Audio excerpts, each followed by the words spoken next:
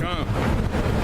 Back in Habakkuk 2:7, shall they not rise up suddenly that shall bite thee, and awake that shall vex thee? Like that's people. They're gonna eventually wake up, right, and come against Esau. They're gonna start rioting, man. Like I was saying before the battery went out, you had the riot started in Greece, and that shit filtered all the way across, man.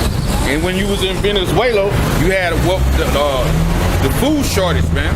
And nothing is going to bring a quicker response from the people of an outcry than to have the food shortage. And that's what Esau is getting ready to do in the future, man. He's getting ready to bring martial law, his whole plan of his new world order. When you see those particular things happening, those are preludes of what's to come. His whole agenda is to have a new world order, man. A new order of ages, man. A novus order seclorum, man. You know? And that's his whole agenda and his whole plan. You know?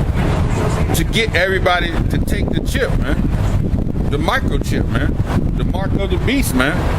The RFID chip. And Esau and them is getting ready to bring that martial law. You can bet that, man. This is Second Ezra 15. Second Ezra 15 and 14, it says, woe to the world and them that dwell therein. So destruction to the world and them that dwell therein. Them being the inhabitants, man. The other nations, Esau, and 2/3 of our own people, man. It says, for the sword and their destruction draweth nigh. So that destruction is coming. It said draweth nigh, meaning it's at hand. That's why you see men on the Lord constantly pushing this truth, trying to wake the elect up, man. That destruction is at hand, man. It's coming. And it says, and one people shall stand up to fight against another, and swords in their hands, man. It says one people shall stand up to fight against another. Right? Those are riots, man. We call them race wars, man. Right? And it says, for there shall be sedition among men and invading of one another. Right? Sedition goes into let's look up sedition. It goes into a word like rioting. The word sedition.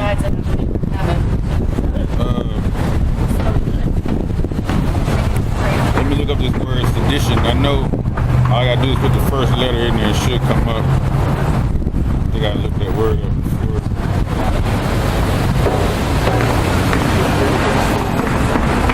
Sedition.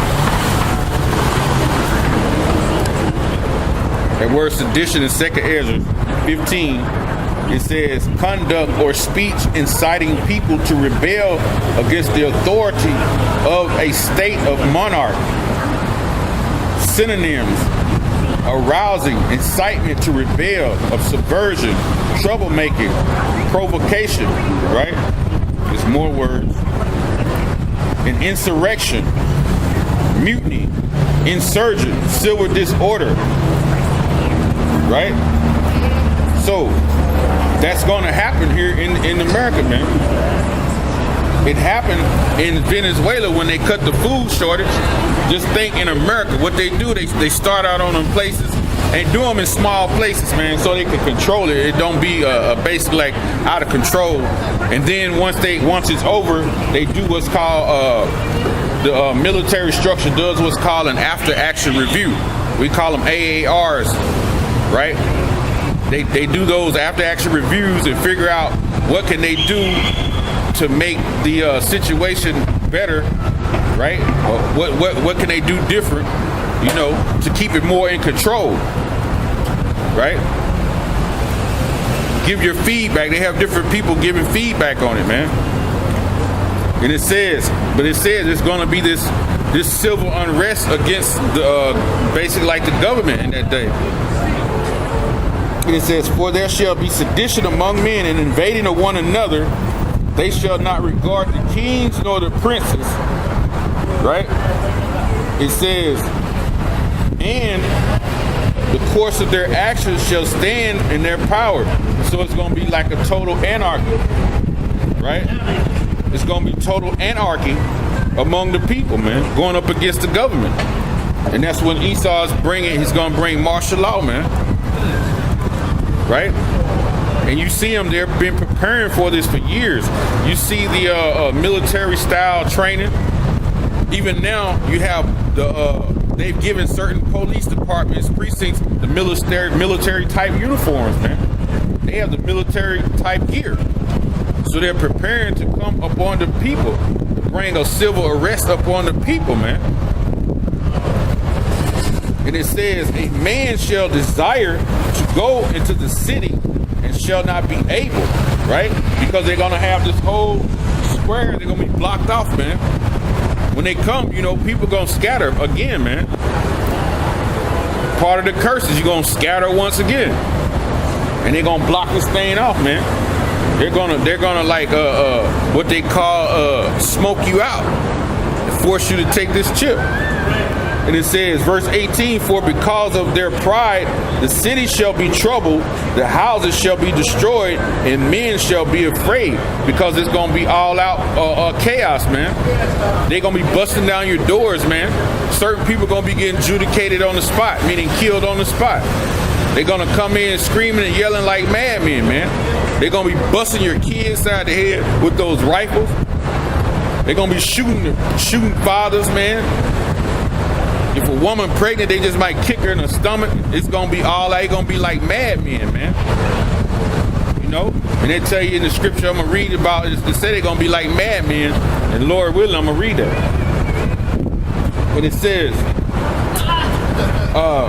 and a man shall have no pity upon his neighbor, but shall destroy their houses with the sword and spoil their goods because of the lack of bread and for great tribulation. Things are going to be so chaotic in that time, and there's going to be no food that you're not going to care about your neighbor, man.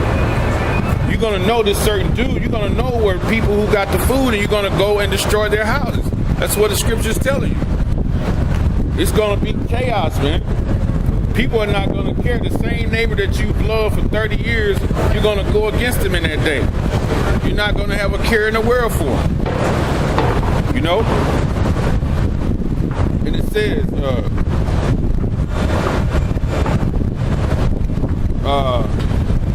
I'll go down to verse 27. For now are the plagues come upon the whole earth, and ye small remain in them. For the Most High shall not deliver you, because ye have sinned against him. So the sinners are not going to be delivered in that day. He's going to let the sinners be taken by martial law, man. By these Gurga troops, man. He's going to let the sinners be taken. But he's going to preserve and save the elect that he speaks of in the scriptures. Eclectos, man, the chosen. Right?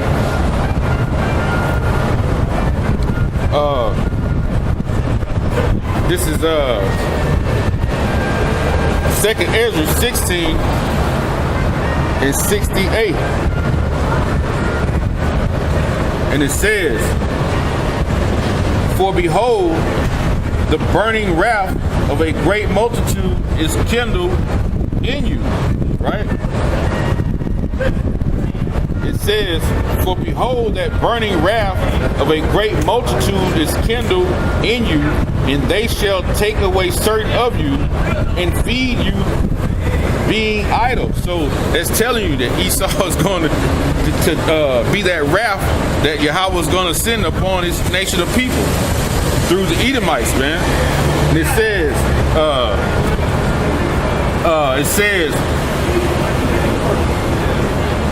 It says, and they shall take away certain of you and feed you, being idle with things offered unto idols.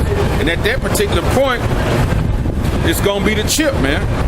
That RFID chip is what they're going to offer unto you, man. When they have you down in straits and it ain't nowhere to turn, and that tribulation is great and the afflictions are great, they're going to offer the RFID chip to you.